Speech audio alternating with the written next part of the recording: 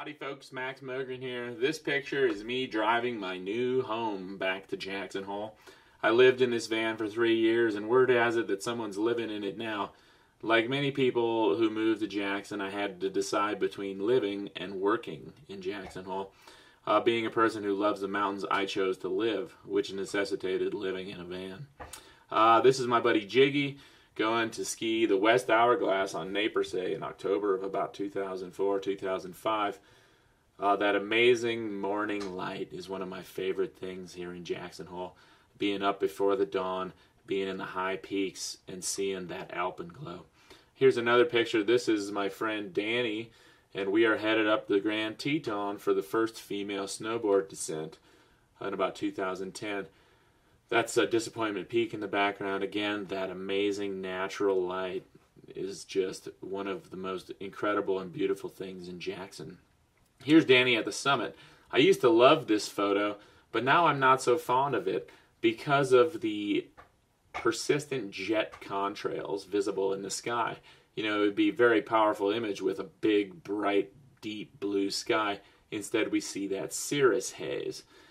And all too often, this picture taken down at the Shield, we see these persistent jet trails tarnishing our natural skyscape. We get this milky blue instead of the deep, dark blue that is natural, is what the sky is supposed to look like. Here's an example. This is a friend and I on top of the Grand. Notice those nice little fluffy cumulus clouds. A little haze off in the distance from forest fires, and overhead we just got that deep, beautiful blue. Very rare, actually, these days to see a deep, dark blue sky. More often we see this. Again, persistent jet contrails fanning out and forming a high cirrus haze. Ice clouds, artificial ice nucleation based on, whether it's just natural pollution from jets or the result of a weather modification cloud seeding program. We don't see skies like this too much. This is a group of high school kids from Minnesota that I got to hike the Teton Crest Trail with this summer. Here we see another deep, dark, beautiful blue skyscape, some nice, natural, fluffy cumulus clouds. If you really start to study the sky, you'll notice that these persistent jet contrails often have bulbous formations off the bottom.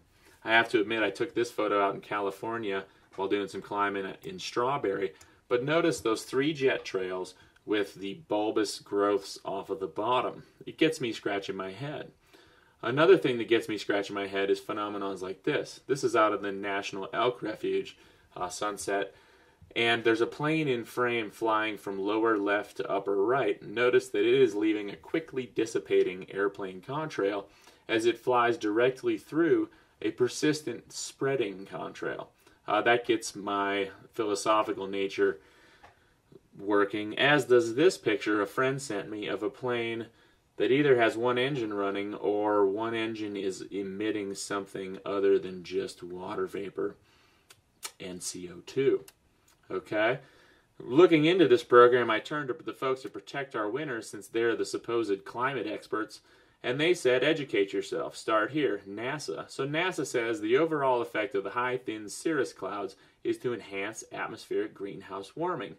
That means these spreading jet trails that turn into cirrus clouds are causing greenhouse warming.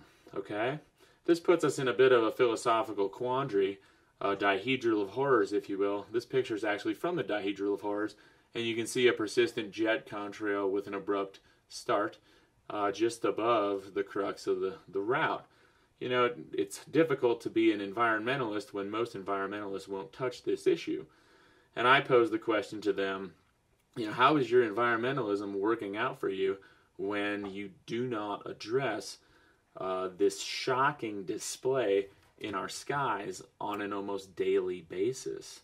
I'm not saying this is some covert government program. It might be. It might just be normal airplane condensation. But one thing that's certain is that it does affect the natural beauty of our valley.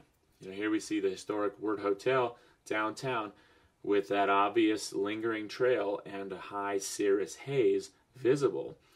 Another thing to consider is the public health impact of these persistent trails. Here we see a school, downtown Jackson, with some persistent trails overhead. A growing number of researchers online believe that the government is manipulating the weather on a grand scale, and that they're spraying aluminum, barium, strontium, and other neurotoxic chemicals in the sky. This really gets people wondering, gets me concerned about the environmental, public health, and economic impacts of these programs. One of the resources that I have found most useful in learning about this topic is a film called Why in the World Are They Spraying?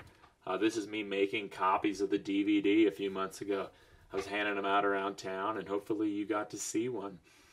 Because again, whether this is whether there's an intentional weather manipulation program going on covertly, or it's just airplane condensation, there's no denying that jets are leaving lingering trails. These trails spread and form a high cirrus haze. NASA tells us these hazes impact the weather and climate, causing greenhouse warming, and I would argue that they ruin our natural skyscapes.